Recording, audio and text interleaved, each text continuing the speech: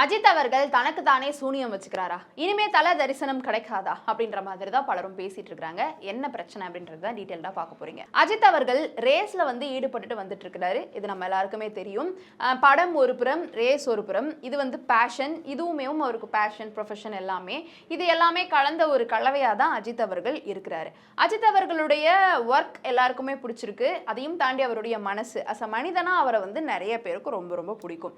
ஏன்னா நிறைய பேர் வெளியில தெரியற மாதிரி உதவிகள் பண்ணுவாங்க. உதவி பண்ணாலே போதும் தான். ஆனா யாருக்குமே தெரியாம பல உதவிகளை கமுக்கமா பண்ணிட்டு இருக்கக்கூடிய கேரக்டர் அஜித் அவர்கள் அப்படின்னு சொல்லப்படுது. மனசு கேட்காம நிறைய பேர் வெளியில சொல்றதன் மூலியமா தான் இவ்வளோலாம் பண்ணியிருக்காரா அப்படின்றது தெரிய வரும். இன்னும் வெளியில தெரியாத நிறைய உதவிகள் அவர் பண்ணிட்டு இருக்கிறதாக சொல்லப்படுது. இந்த மாதிரி தான் இவருடைய கேரக்டரும் அண்ட் கரியரும் அப்படின்னு போயிட்டு இருக்கிற இந்த ஒரு தருணத்துல எதனால அவருக்கு படம் அமைய மாட்டேங்குது? அவர் ரேஸ்ல பயங்கரமா இன்வால்வ்டா இருக்கிறதுனால தான் அவர் படத்துல இருந்து ஒரு பிரேக் எடுத்ததாக சொல்லப்பட்டு இருந்தது. ஆனா இன்னொரு புறம் இப்ப என்ன பேசிட்டு இருக்காங்கன்னா, அஜித் அவர்களுடைய சம்பளத்தை ஈடுகட்ட முடியாததுனால தான் தயாரிப்பாளர்கள்லாம் எடுத்தேம்பார் ஓட்டோன்னு ஓடிட்டு இருக்கிறதாக சொல்லப்படுது. சமூக வலைதளங்கள்ல தெரிவிக்கப்பட்டு இருக்கக்கூடிய கருத்தின் அடிப்படையில் என்ன நடந்திருக்கு அப்படின்னு பார்த்தீங்கன்னா, ஒரு தயாரிப்பாளர் அஜித் அவர்களுக்கு அஜித் அவர்களை வச்சு படம் எடுக்கிறதான ஐடியாவில் இருந்திருக்கிறாரு. அண்ட் ஆல்சோ வெங்கட் பிரபு அவர்களை இன்வால்வ் பண்ணலாம் அப்படின்னு.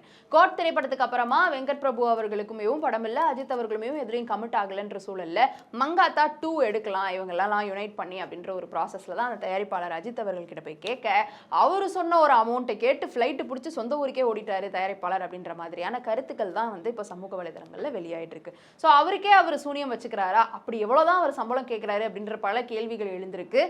இன்னொரு புறம் ஆமா அவருக்கு படம் இவ்வளோ போதும், அடுத்து அவருடைய பேஷன் கொஞ்சம் வேணும் அப்படின்ற ஒரு மைண்ட் செட்ல தான் அவர் இருக்கிறதாக பேசிக்கிட்டு இருந்த சூழல்ல இப்போ இதுதான் ஆக்சுவல் காரணம் அப்படின்ற மாதிரி தெரிய வந்திருக்கு. எதனால இவ்வளவு சம்பளம் கேட்கிறாரு? நல்ல கதை வந்ததுன்னா எடுக்கலாமே, பண்ணலாமே அப்படின்ற மாதிரியும் ஒரு சில கருத்து தெரிவிச்சிட்டு இருக்காங்க. இதை பத்தின உங்களுடைய கருத்து கீழே கமெண்ட் பாக்ஸ்ல ரியா கூட ஷேர் பண்ணலாம்.